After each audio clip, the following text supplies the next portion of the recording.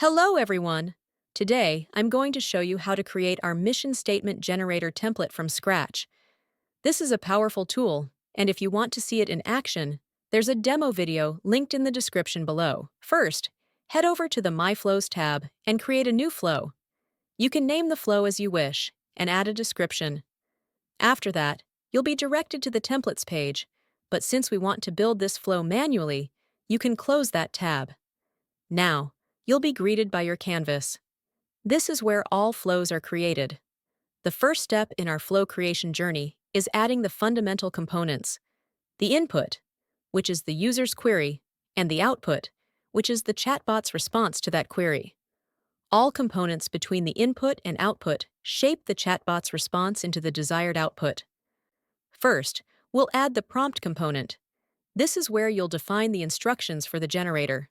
The prompt is designed to create a personalized mission statement based on the user's input, considering factors like values, vision, goals, and target audience.